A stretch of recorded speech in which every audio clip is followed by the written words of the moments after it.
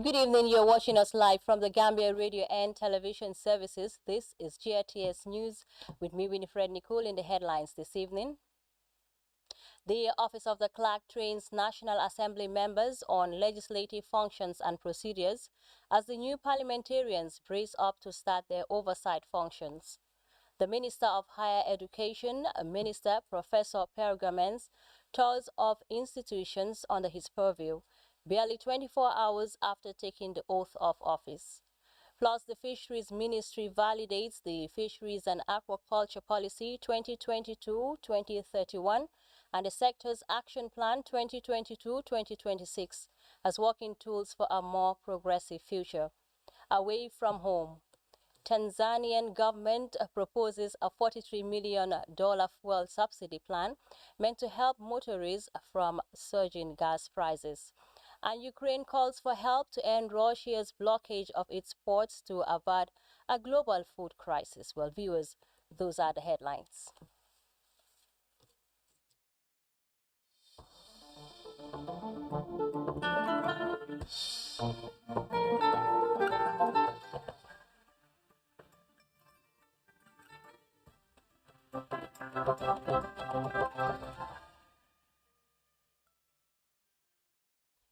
Well, this is GRTS News with me, Winifred Nicole. A three-day induction seminar for members of the National Assembly is underway in Banjul, meant to enhance their skills on parliamentary functions and procedures as they prepare for the oversight functions of scrutiny of public institutions for the purpose of accountability. Modu S. Jallo has details of that story.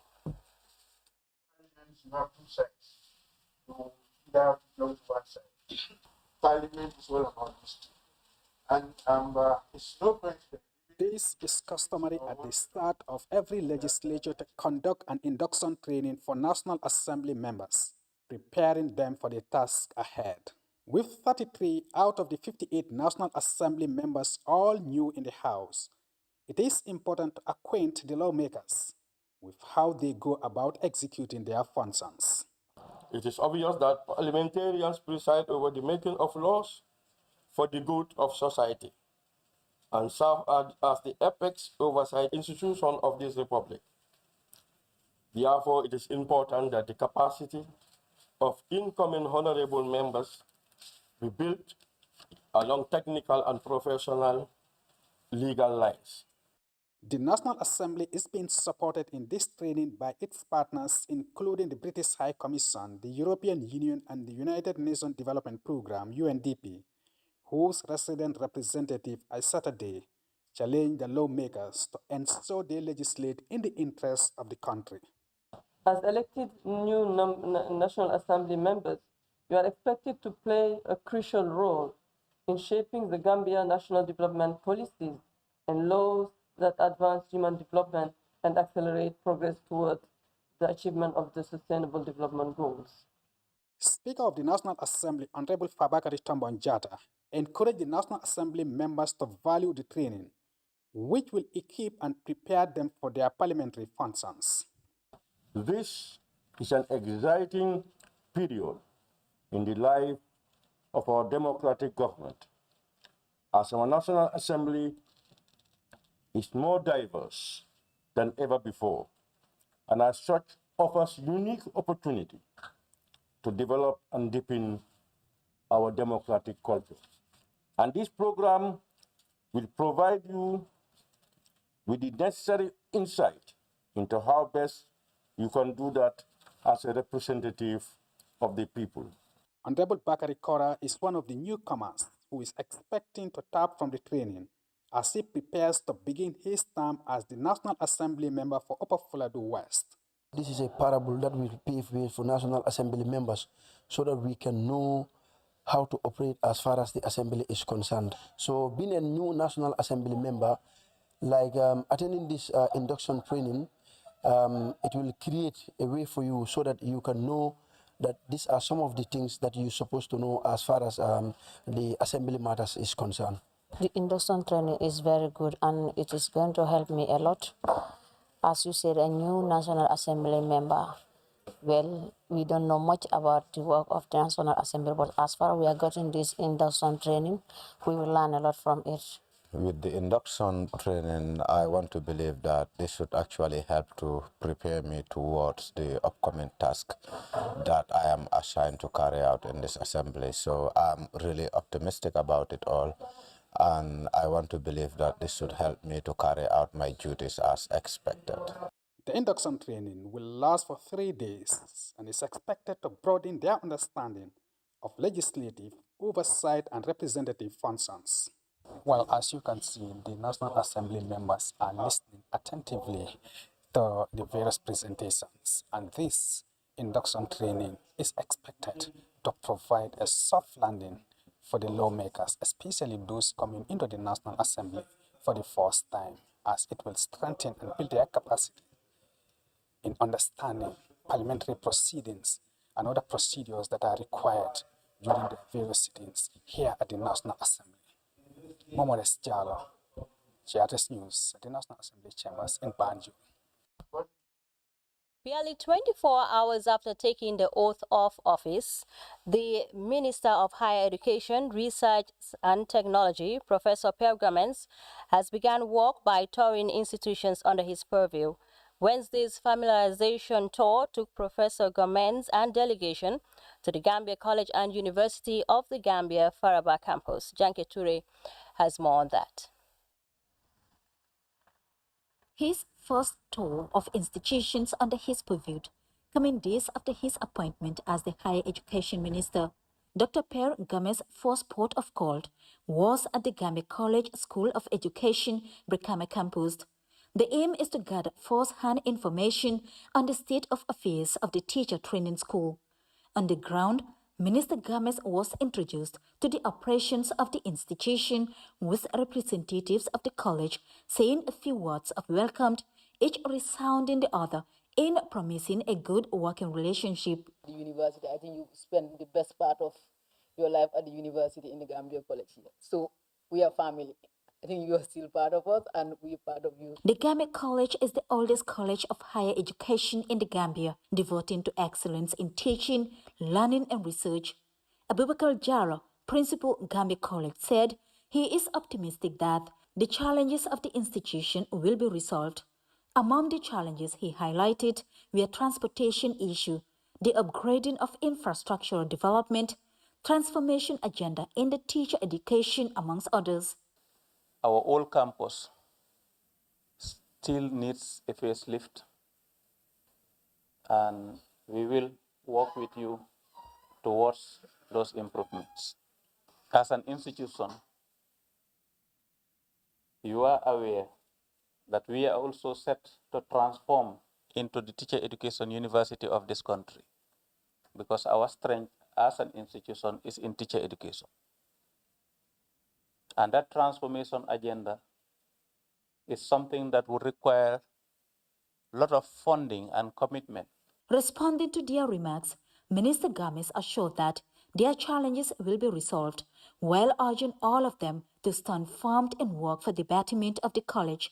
This country will change if all of us really work towards that paradigm shift and ensure that education becomes the mother of all sectors. I think together we will find solutions. There's a motion already that you will work with Njala, Milton Magai, and Freetown Polytechnics, really to ensure that the transformation that we want Gambia College to be is on course. The minister concluded his meeting with a site visit to the college laboratory and the library. Leading the minister were the two deputy permanent secretaries of Mohurst, as well as heads of departments from the ministry. A similar routine followed at the UTG Faraba campus, West Coast region, where Minister Gamens had introductory meetings with staff at the campus. The material is expected by mid-June or end of June maximum. A first journey since he took over office, Minister Gamens shared his expression regarding the ongoing works at the Faraba UTG campus. for the security of this country, for the peace and stability of this country, Faraba must be delivered. So that's the message. All of us, when we sleep, when we must dream Faraba. When we wake up, we must think about Faraba. Whatever we do must be Faraba. Until Faraba is delivered, there's no other project more important than Faraba. The minister and delegations are expected to visit other tertiary institutions across the country. Ministry of Fisheries, Water Resources and National Assembly matters, together with relevant stakeholders, have validated the Fisheries and Aquaculture Policy 2022-2031 and the sector's Action Plan 2022-2026. Senabu Janjane was at the opening ceremony of the two-day convergence, and she now reports. 2007 in Kanilai. The ministry called on all relevant stakeholders to synergize their efforts in order to achieve the desired goals of the document. Addressing the participants, DPS Ismaila Danso said these documents are designed to respond to challenges, while adding that it's also meant to provide adequate strategies for the proper management of the fisheries sector. The fisheries sector has the will to alleviate poverty. However, it's operating below capacity, so this review of documents is timely, said Deputy Director of Fisheries, Momodu Sidibe. The last time our policy was reviewed was in 2007, which appeared to be inadequate in addressing emerging issues that confronted the sector, especially under a changing climate, including increase in non-sustainable fishing practices. A good policy and legislative frameworks are essential for the rational and long-term sustainable exploitation of and utilization of the fisheries resources. The Gambia government recognizes the need for a coherent strategy and associated action plans and management tools to address the challenges of the fisheries sector and inform decision-making about investment in the sector. Permanent Secretary, Ministry of Fisheries, Omar S.M. Jibba, said this new validation will serve for the next 10 years and will support the right policy and action plan for the sector. It's yourselves.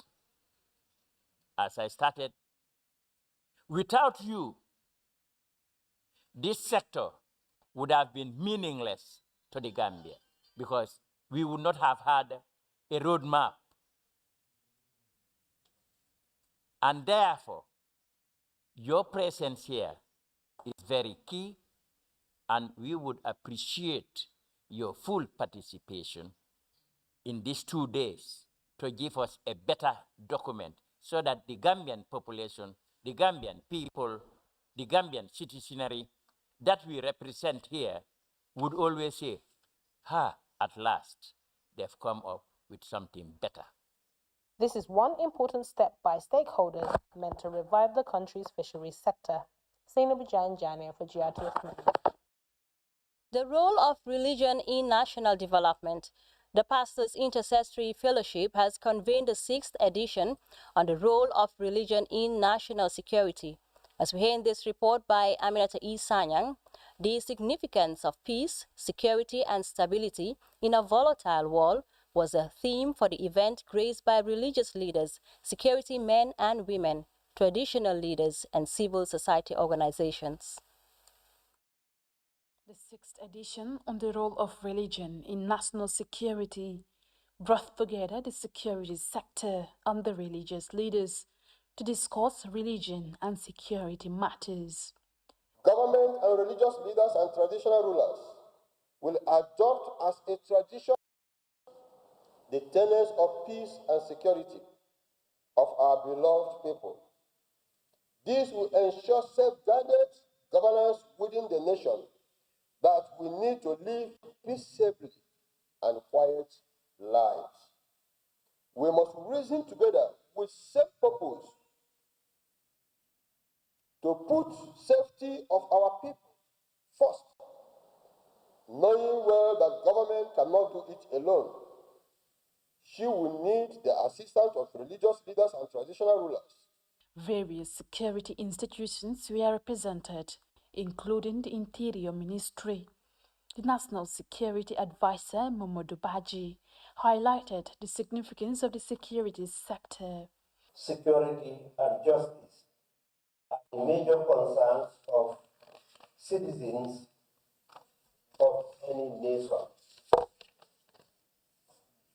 Security represents many things, ladies and gentlemen, and they include stable income, consistent housing, clothing, food supplies, and predictably, a very predictable and part of predictability of daily life, protection from crime, and psychological security.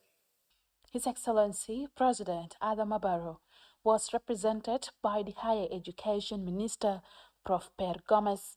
He highlighted the significance of peace. There's no other mission, a mission to serve, but to serve in a peaceful Gambia, where security officers will maintain the stability and the integrity of this nation, so that it becomes one, where religious leaders will preach peace, salam, shalom, in one Gambia, one people, one nation. A Gambia where you don't distinguish who is coming from this ethnic group, who is coming from this religious group, this sect, and that one. It's one family. There will never be any sustainable development if there is no peace. The event also witnessed the launching of the book Derb, Significance by Bishop Professor Don A. Bernards. Aminata E. Sanyang, GRTS.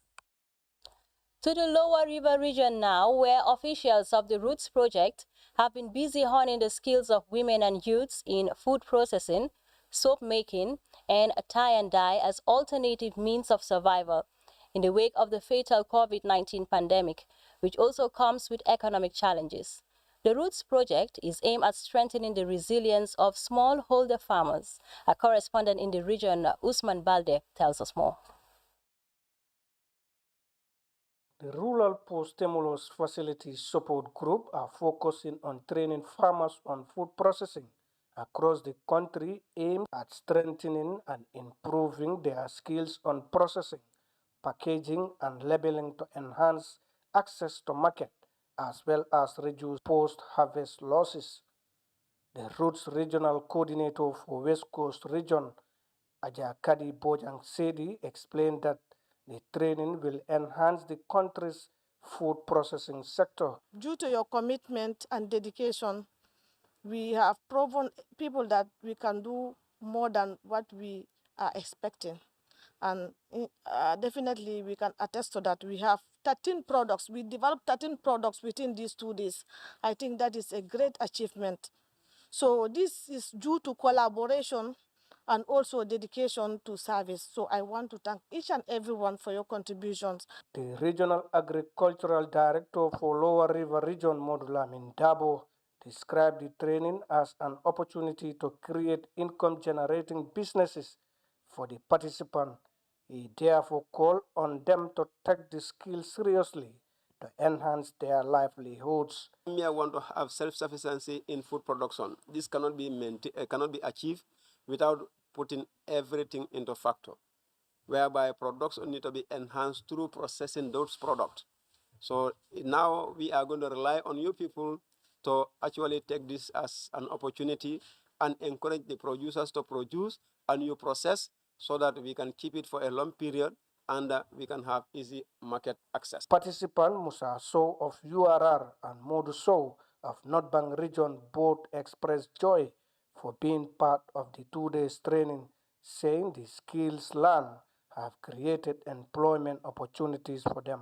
For her part, the Roots Project Coordinator for Lower River Region, Elizabeth B. Mendy, underscores the Roots Project objectives in increasing agricultural productivity and market access to improve food security and nutrition, as well as building resilience of families, farms, and farmers' organization.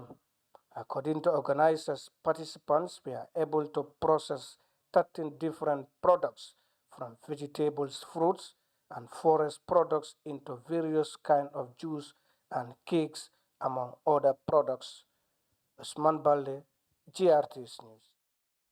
Meanwhile, personnel of the Rice Value Chain Transformation Project are in the provinces assessing dry season rice production at the project sites in the Central and Upper River regions. Modula Minsane reports on the monitoring and evaluation exercise as part of national efforts for food security. This is the Damfakunda rice field, one of the main intervention sites under the Rice Value Chain Transformation Project. Farmers here are cultivating over 7 hectares of rice under the support of the Rice Value Chain Transformation Project, which provided 2 rice varieties, Orilox 6 and Narika L19, in a major bid to promote massive production to meet industrial needs. This is why the project implementers are currently on a field visit to assess the performance of dry season production. Farmers had problem to have seeds. And the problem of seed uniformity was also a problem. And then the different varieties of seed with the different maturing varieties used to make bats to disturb them with their harvest. Some would be matured, due for harvest, and then others are not yet matured, so the bats will come and harvest all the rice, so you have people coming here to scare the bats. The project brought rice, which they will cultivate on time, we bring fertilizer, they will apply on time, so that there is that uniformity of production. They will start together, harvest together. Officials touring this field witnessed improved production practice by farmers oriented by the Farmer Field School, as captured in the full glare of our camera. Through kam batandi. Après na through dinna, o through nyim de akambulu baake, me savo through me Orlos 6. Mumbul mal kende baati.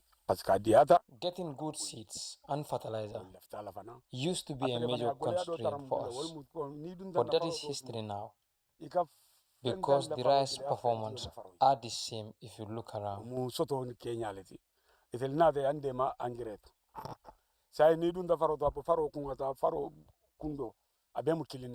From Damfakunda, the team traveled to the Sutukoba rice field to inspect ongoing works on the 7-hectare rice farm. The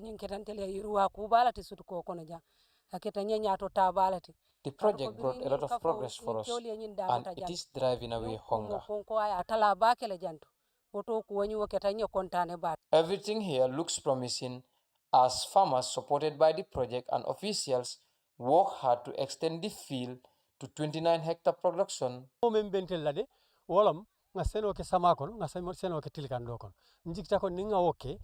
All what we need is a continuous rice production, that is both rain and dry season, because that is what will end all the difficulties we are facing.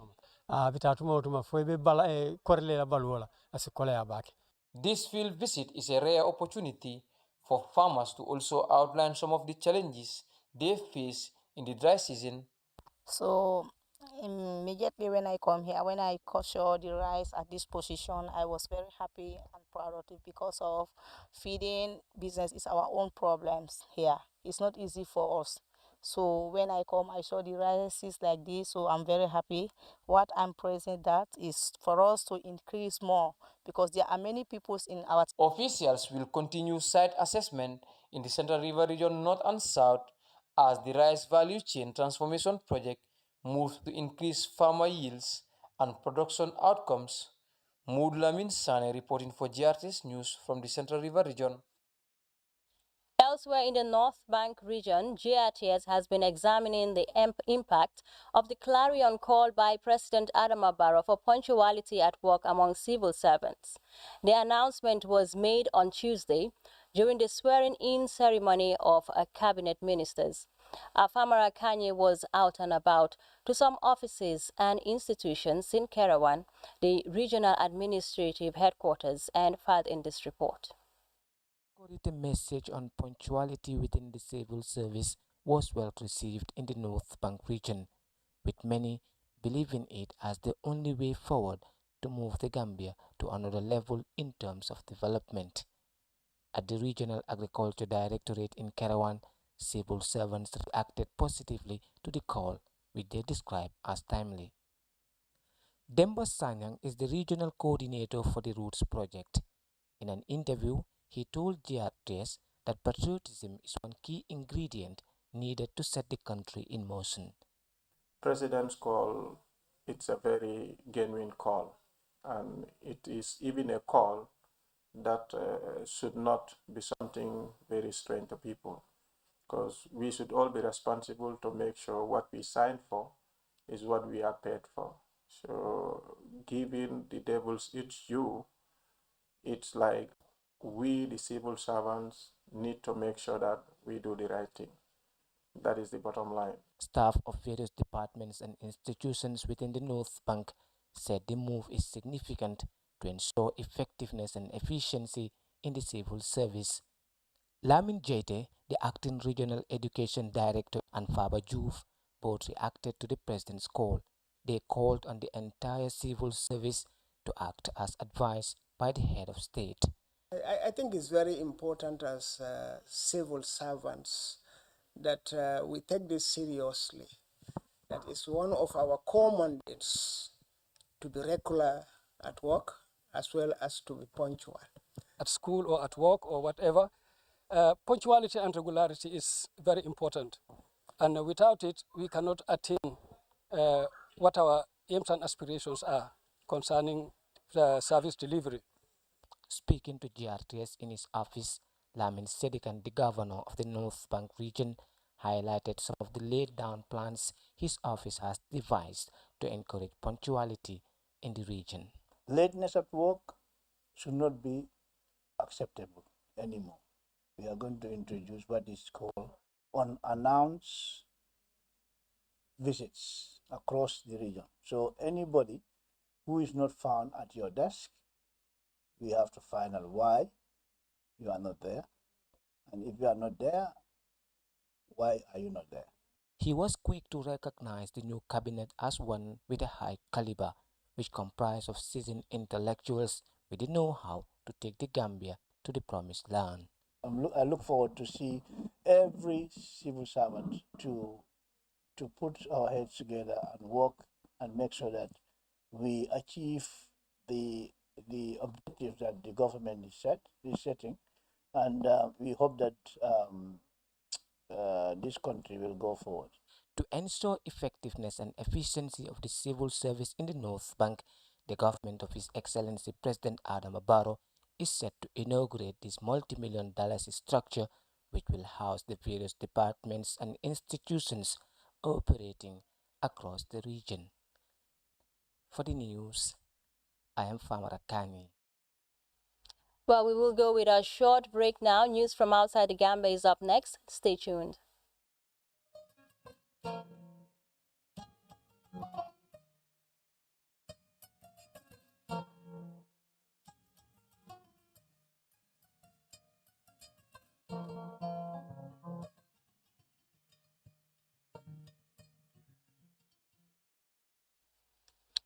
Welcome back. The Tanzanian government has proposed a $43 million fuel subsidy plan that will help motorists from surging prices. This as fuel prices in Tanzania crossed $1.29 per litre. Speaking in Parliament, Energy Minister January Makamba said the President's administration is also in the final stages of securing loans from the World Bank and the International Monetary Fund to help ease the high cost of living that is worsened by increasing petroleum prices. Details in given a sign of relief after today speaking in Parliament. The Minister for Energy, January Makamba, revealed that, yes, the government is going to spend $43 million to subsidize fuel. And, of course, he was referring to all fuel, petrol, diesel, and kerosene. Now, of course, this comes after President Samia Suluhu Hassan had an emergency meeting recently, I think it was yesterday, held at the State House to address this fuel challenge that is really affecting citizens. The government has not yet explained exactly how this $43 million will be spent, but it will be, of course, aimed at reducing the cost of fuel for citizens. You touched on the point of starting June 1st, and this is because the minister says there's already fuel entrepreneurs who have already paid for fuel costs at this May price. So they want to make sure that people who had spent money to buy fuel in bulk, also petrol stations already purchased fuel at the current price, will be able to finish their stock. And once come June 1st, they'll be able to buy at this new reduced cost. So we don't know yet. But also you asked about how the cost will be absorbed, who will be paying for it. The government says it already has, by meeting the finance minister yesterday and the energy minister and other key ministers, they've been able to restructure the budget and government spending plans and they've cut certain costs to ensure that they have this now balance of 43 million to put into the fuel solution. Right then. Okay, so the fact is though, Daniel, crude oil prices up around 50% so far in the year. Next fiscal year for Tanzania starts in the month of July. So if I just, annualize that $43 million spend that we're looking at a $500 million bill, assuming everything else remains constant, on fuel subsidies between July 2022 and June 2023. Is that something that Tanzania can afford?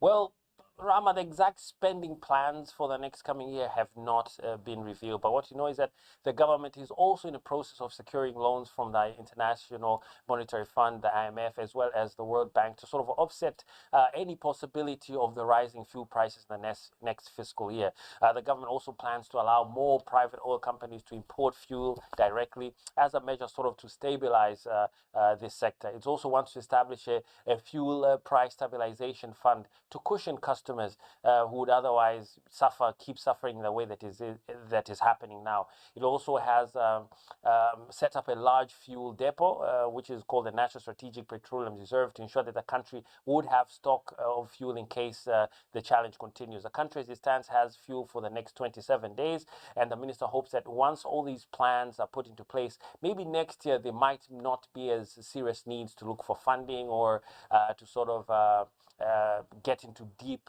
serious loans. So this is the way that the government is trying to ensure that as it deals with the problem now, next year they're ahead of the curve and ensure that one, scarcity of oil and fuel in the country does not happen, but also more importantly, that it doesn't get into deeper debts because of poor planning.